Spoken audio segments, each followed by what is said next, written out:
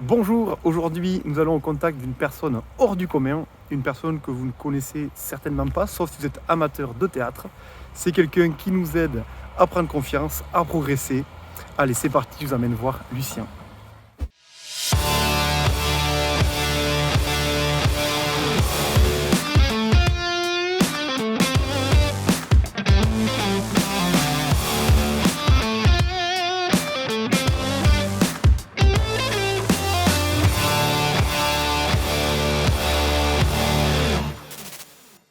Donc, je vais vous parler de ma première rencontre avec Lucien qui est ici présent. Ça remonte en gros à début septembre, où je m'étais dit, tiens, c'est vrai qu'en cette nouvelle année, il faudrait peut-être que tu essayes de faire quelque chose qui te mette un peu mal à l'aise. Voilà, quelque chose qui me permette de battre certaines peurs, notamment la peur de s'exprimer en public ou d'arriver à gérer son débit de parole ou sa respiration. Et du coup, j'ai cherché des cours de théâtre d'impro, parce que je me suis dit que ça pouvait être quelque chose d'assez important. Et c'est pour ça que je t'ai découvert. Donc, est-ce que tu peux te présenter, Lucien, pour ceux qui ne connaissent pas? Bonjour pour ceux qui ne connaissent pas. Moi, je m'appelle Lucien Voisin. Je suis à la base communicant animalier, mais aussi professeur d'improvisation. Et ça va faire bientôt 14 ans que je pratique le théâtre, dont l'improvisation, théâtre classique, théâtre contemporain. Et c'est en arrivant dans la région après mes études que je me suis dit que peut-être je pouvais faire découvrir ça aux gens, parce que je n'avais pas beaucoup d'associations d'improvisation sur le côté de Tyros, Saubion, sur toute cette région-là. Et c'est comme ça qu'est venue l'idée de la création des ateliers d'improvisation avec l'aide du Théâtre Sans Nom qui nous accueille ici. Ouais, dans les locaux dans lesquels on est. Et du coup, comment t'en es venu à faire du théâtre? Donc tu dis que ça fait ça depuis pas mal de temps, mais est-ce que depuis tout petit tu as quelque chose? Comment ça a commencé? Ouais. Alors moi, à la base, je pense que chaque personne a une raison différente en fait de commencer le théâtre. Moi, ça venait en fait plus de ma personnalité que vraiment un concours de circonstances entre guillemets, parce que j'étais un enfant qui était un petit peu particulier, c'est que j'étais un petit peu tout seul dans mon coin. Et je sociabilisais pas beaucoup en fait avec les autres enfants. J'étais pas souvent celui qui jouait au foot, ceux qui discutaient entre eux. Moi, j'étais toujours dans mon coin. Et en fait, je pense que de là se crée, si on ajoute à ça raison familiale, raison personnelle, etc., il y a une espèce de creux en fait, qui se creuse. Et en fait, je pense que l'enfant que j'étais à l'époque avait un grand besoin de se faire écouter, se faire entendre, se faire remarquer, etc. Et c'est comme ça que petit à petit, mes parents se sont dit, bon, c'est vrai que quand il joue, il interprète beaucoup les personnages, il joue beaucoup là-dessus, il joue beaucoup de la posture, et il incarne un petit peu les personnages qu'il joue. Donc j'étais avec des jouets, avec des trucs comme ça, et je me crée des histoires. Et en fait, du coup, mes parents m'ont dit, non, mais est-ce que tu n'essaierais pas le théâtre, etc. Bon, j'avais quoi, 7-8 ans à l'époque. Et ils m'ont en fait catapulté dans une petite association de théâtre que j'avais du côté, pas trop loin de Nantes, j'étais dans le 44, moi, à l'époque, en Loire-Atlantique. Et j'ai découvert ça comme ça. Donc du coup, une intégration avec un collectif d'autres enfants, la création, le côté répétition, l'intégration des textes, le jeu, la mise en scène, etc. Et depuis, j'ai jamais arrêté. Je crois qu'il n'y a pas une année où j'ai pas fait de théâtre depuis, quoi. Et du coup, au début, comment tu te sentais par rapport à l'idée d'aller faire du théâtre en tant qu'enfant? C'est quand je me sentais. Au début, j'étais un petit peu intimidé parce que quand on a un enfant qui est un petit peu timide, qui a un petit peu peur des autres, entre guillemets, c'est compliqué en fait de conjuguer avec un groupe d'enfants d'un seul coup comme ça. Et non, en fait, on se rend compte que on peut compter sur les autres, qu'on peut construire quelque chose ensemble, et c'est quelque chose qui met beaucoup en confiance parce qu'on est tous en fait unis pour un même but, à savoir une pièce, un spectacle, etc. Et chacun s'apporte des choses en fait, et ça fait baisser beaucoup de barrières en termes de.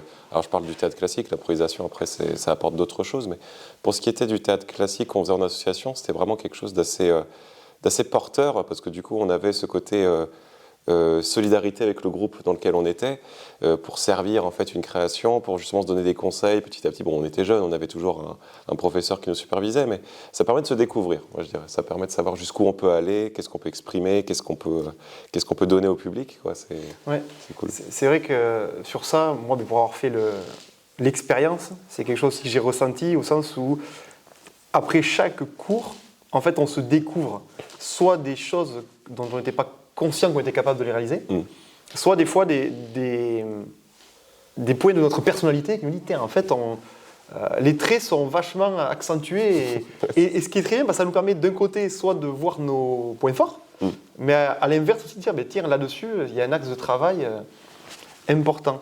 Et du coup, donc, une question qu'on se pose, c'est lorsqu'on vient faire des cours de théâtre, est-ce que ça débouche toujours par le fait à la fin de faire une scène ou une interprétation ? Pas forcément, mais tu le vois par exemple pour mes cours d'improvisation, je ne suis pas axé spécialement, disons que si on peut le faire, pourquoi pas, mais je ne suis pas axé en fait sur la performance scénique en fait qu'il en suit. Parce que, pour parler de mon cas personnel, moi je sais que le théâtre m'a apporté beaucoup de choses, beaucoup d'acquis, beaucoup de confiance, beaucoup d'appui sur certains sujets, beaucoup de courage aussi. Et en fait, c'est plus cet aspect-là qui m'attire vraiment que l'aspect scène. Donc, la logique voudrait que oui, quand on répète une pièce pour jouer une pièce, oui, là ça débouche majoritairement sur un jeu, parce qu'on ne fait pas tout ça juste pour s'amuser. Mais pour ce qui est de l'impro, par exemple pour l'impro que j'enseigne, moi c'est pas ma priorité de faire un spectacle. C'est plus le développement, tous ces petits aspects qu'on montrait juste avant qui sont pour moi le plus important.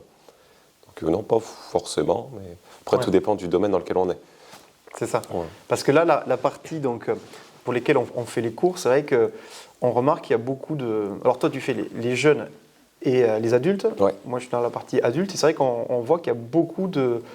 Il y a des gros blocages, des grosses peurs. Donc je ne sais pas si c'est la même chose sur les enfants, mais comment est-ce que toi, tu arrives à faire avancer les gens contre ces blocages et contre ces peurs ? Tu vois, déjà quand on dit blocage, quand on dit peur, ça sous-entend en fait que de par le vécu de la personne, il y a déjà eu peut-être un événement ou quelque chose qui fait que j'arrive peut-être pas à me montrer en public, j'arrive peut-être pas à dire telle ou telle chose, j'arrive peut-être pas à jouer telle ou telle émotion, etc. Ça c'est propre à chacun.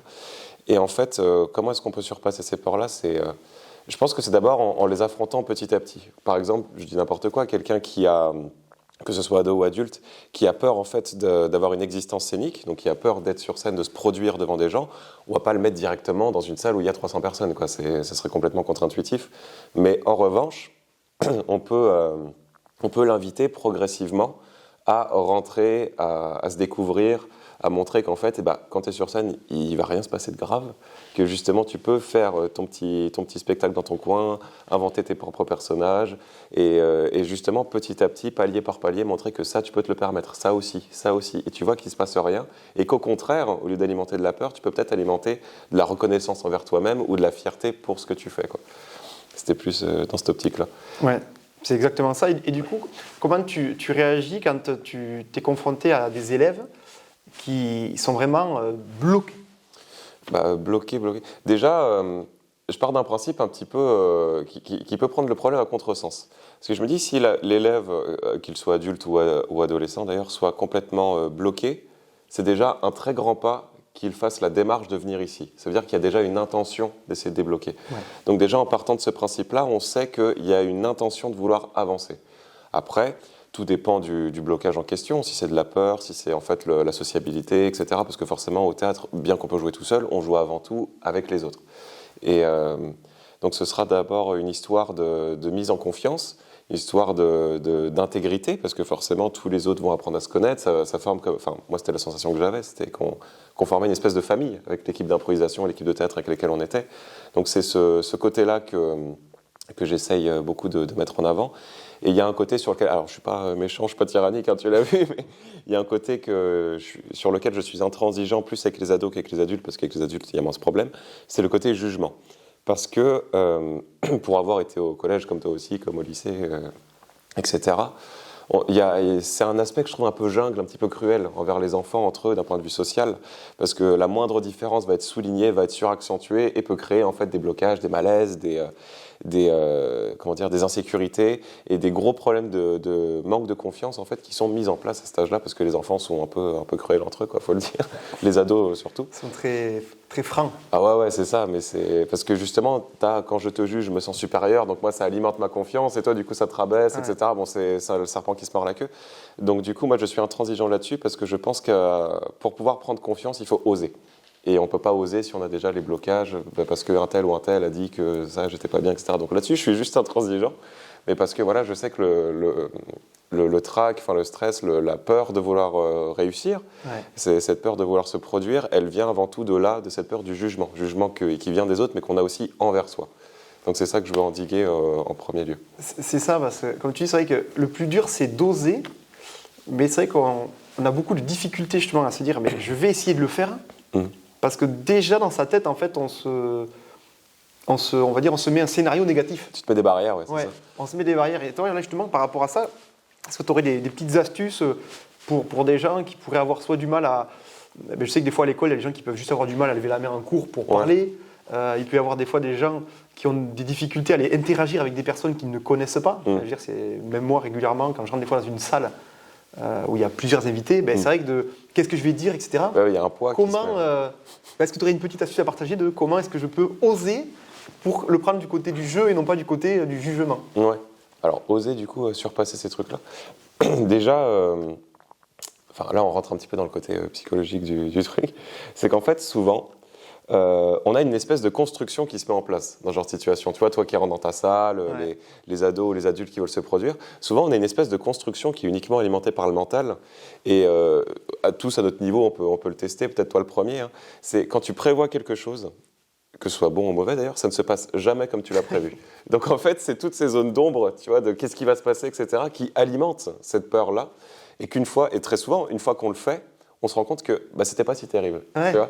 Donc je dirais, après je parle de mon cas personnel, je n'ai pas la prétention de dire que c'est the technique, mais je pense que l'une des premières clés pour pouvoir réussir ça, c'est d'oser à petite échelle et se rendre compte qu'en fait, progressivement, si on est soutenu, si on a des gens autour de nous, on va se rendre compte petit à petit que oui, je me suis monté le bourrichon pour rien, parce que finalement, ça l'a fait et je suis fier de moi. Et c'est cette fierté en fait qui va être super moteur pour tout le reste, quoi.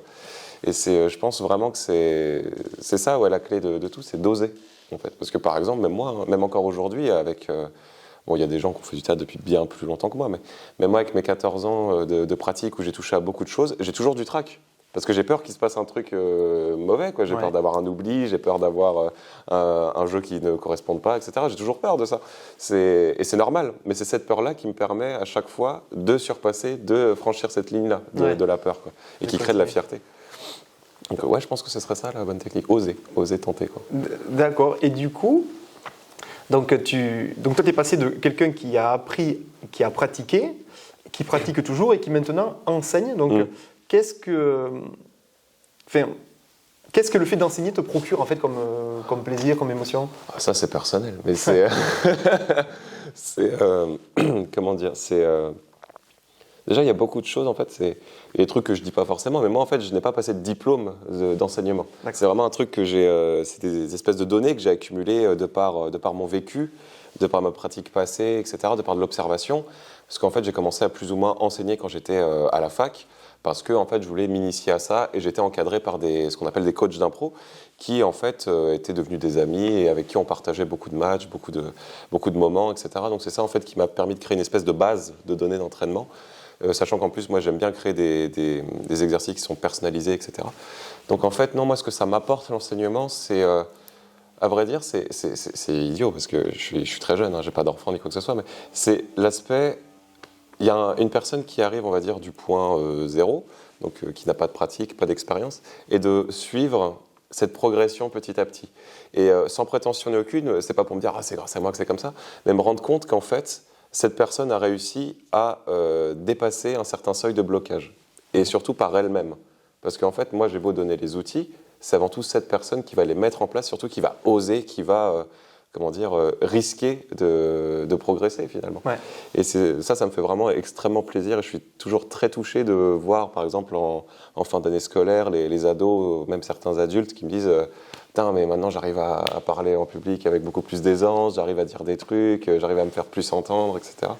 Et non, c'est vraiment un très gros sentiment de fierté, et je suis très très reconnaissant de ça, quoi. Surtout très reconnaissant envers eux, quoi, parce que ceux qui font tout, s'ils ne sont pas là, moi je ne fais pas grand chose. Mais... Ouais, mais c'est vrai que c'est l'accomplissement des gens, les voir se développer, c'est quelque chose d'assez important. C'est très très satisfaisant, c'est encourageant aussi. Ouais, complètement. Et du coup, est-ce que tu as souvenir d'une anecdote au sens de quelqu'un qui a vraiment une histoire qui a vraiment réussi de quelqu'un qui était entièrement bloqué à se débloquer? Est-ce que tu as une anecdote ou une histoire comme ça, un souvenir? Déjà, j'ai envie de dire moi sur plein de trucs. Ouais, non, mais ça peut. Mais après, pour les gens, chaque personne est différente. Mais je peux en caler deux. C'est moi, pour parler de moi, c'est au tout début, je me souviens, j'avais toujours ce côté enfant très réservé. Et en fait, je voulais qu'on vienne me chercher. Parce que je ne voulais pas affronter les autres, je voulais vraiment qu'on vienne me chercher pour me sentir rassuré, etc. Et vraiment sentir que j'avais des gens autour de moi. Et en fait, j'avais l'habitude de me cacher. En fait, après une scène, après un truc, je me cachais derrière les rideaux. Et je voulais pas qu'on vienne m'embêter. Enfin, si je voulais justement qu'on vienne m'embêter, mais tu sais, c'est un message contre-intuitif. Si je vais me cacher, viens me chercher, quoi.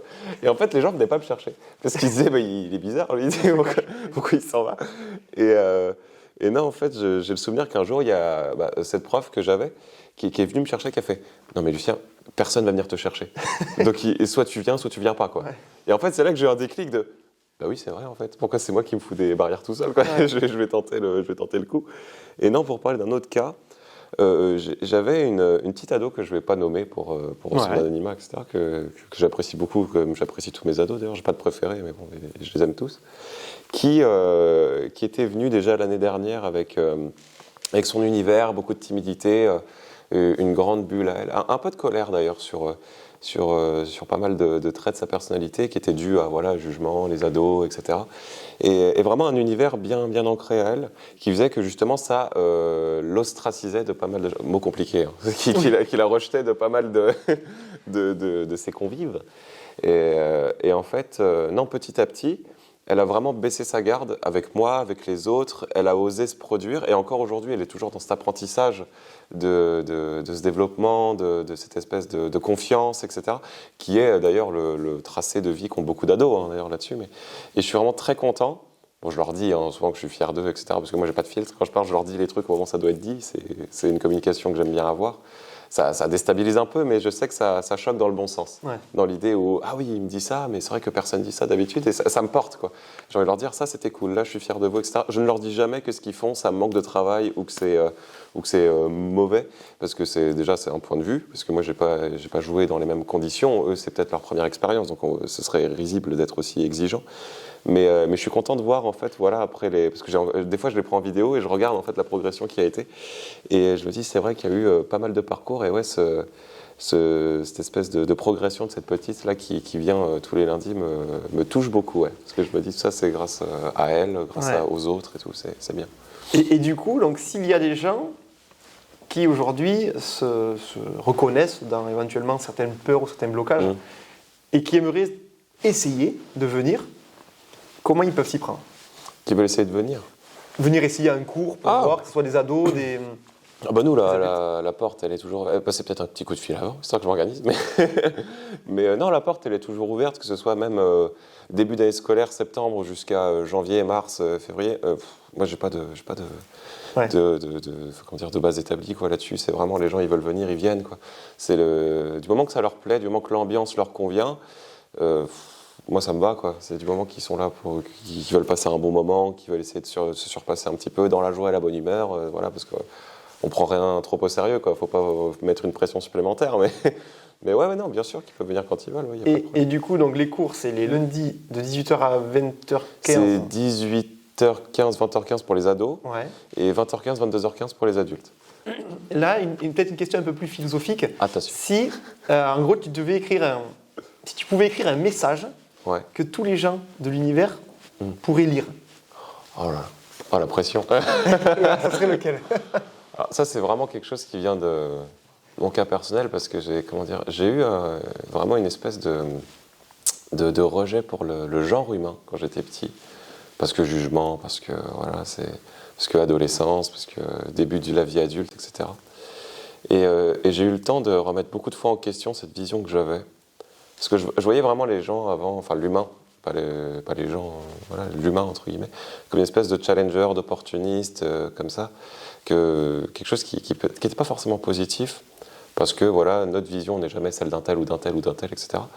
Et je pensais que je me sentais souvent oppressé par les gens, parce que je me suis dit, de toute façon, je fais partie de ces gens qui ne seront jamais trop compris, jamais trop tolérés, ni appréciés, ni acceptés. Donc j'avais pas mal de rejet vis-à-vis de ça, beaucoup de carapace, j'ai envie de dire. Mais maintenant, avec le recul, je pense à une citation de je sais plus qui c'est.